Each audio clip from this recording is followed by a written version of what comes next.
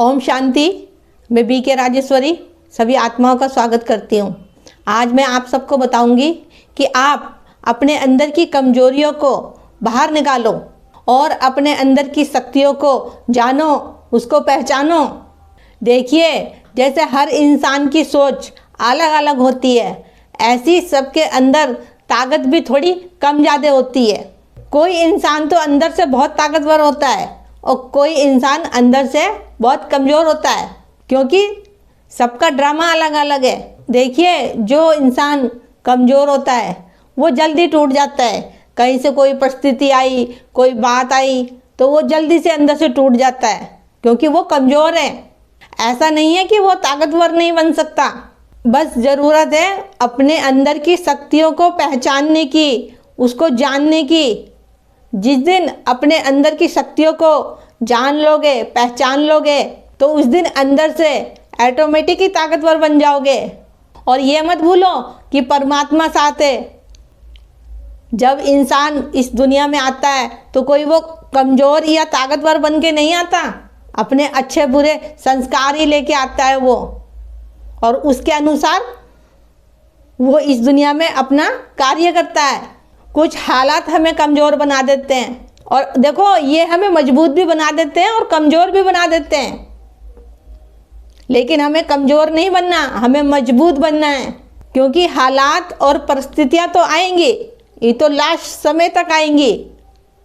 तो इसका आपको सामना करना है डट के। डट के तो सामना हम जब भी कर सकते हैं जब हम अंदर से ताकतवर होंगे, अपनी शक्तियों को जानेंगे, अपनी शक्तियों को योग के माध्यम से हम जागृत करेंगे। आपने सुना होगा कि कोई हताश होके भी बिखर जाता है, कोई संघर्ष करके निखर जाता है। तो आपको भी संघर्ष करना है, चाहे कैसी भी परिस्थिति आए। संघर्ष से पीछे नहीं हटना। हार जीत तो बात की बात है, लेकिन आपको हारना नहीं है। बस आपको संघर्ष करते रहना है और सच्चाई का साथ देना है। जब आप सच्चाई का साथ दोगे, जब आप सच्चाई का साथ दोगे तो ताकत तो आपके अंदर ऑटोमेटिक आएगी। आपको अंदर से ताकतवर बनना है और अपनी शक्तियों को जानना है, अपने को पहचानना है। तो आप योग करिए, योग में बैठ के बाबा का ध्यान करिए, उससे बातें करिए, तो आप अंदर से ऑटोमेटिक ही ताकतवर बनते जाओगे और आपकी शक्तियाँ भी जागृत हो जाएगी। इसके लिए पहले तो अपने को आत्मा निश्चित करें कि मैं आत्मा हूँ। पूरे ज्ञान लीजिए, ज्ञान को समझिए, रोज़ मुरली सुनिए। जब आप रोज़ योग करेंगे, योग में बैठ के बाबा से बातें करेंगे और रोज़ मुरली सुनेंगे और सबके प्रति शुभकामनाएं, शुभ भावनाएं रखोगे, ताकत तो आपको अंदर से ऑटोमेटिक मिल जाएगी और आपकी शक्तियाँ भी जागृत होगी। और पॉजिटिव सोचिए। देखो, पहली बात तो यह है कि आपको पॉजिटिव सोचना है, सुदर्शन चक्र फहराना है और बाबा से निस्वार्थ प्यार करना है। तो अपने अंदर थोड़ा सा सोचा करो कि मैं आत्मा हूँ, मैं आत्मा इस धरती पे क्या करने आई हूँ, कहाँ की मैं आत्मा रहने वाली हूँ, कहाँ है मेरा असली घर, और मैं इस धरती पे क्या करने आई हूँ। मैं इस धरती पे श्रेष्ठ कर्म करने आई हूँ, सबका उद्धार करने आई हूँ, क्योंकि परमात्मा ने मुझे चुना है। देखो, ये छोटी छोटी सी बातें हैं जो आपको अपनी बुद्धि में रखनी पड़ेगी और इसका बार बार आपको चिंतन करना पड़ेगा।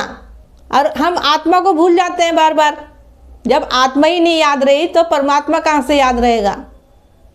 आत्मा याद रहेगी तो परमात्मा भी एकदम से याद आ जाएगा।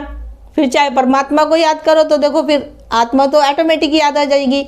तो जब आप अपने को आत्मा समझोगे और ज्ञान सारा अपनी बुद्धि में रखोगे, बार बार उसको सोचोगे, उसका चिंतन करोगे, तो ऑटोमेटिक ही आप ताकतवर बन जाओगे। अपने को अंदर से ताकतवर बनना है और अपने अंदर की शक्तियों को जागृत करना है।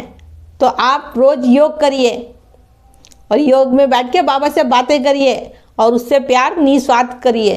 तो ठीक है, फिर चलती हूँ। कल फिर मिलूँगी कोई नए टॉपिक के साथ। जब तक के लिए ओम शांति, ओम शांति।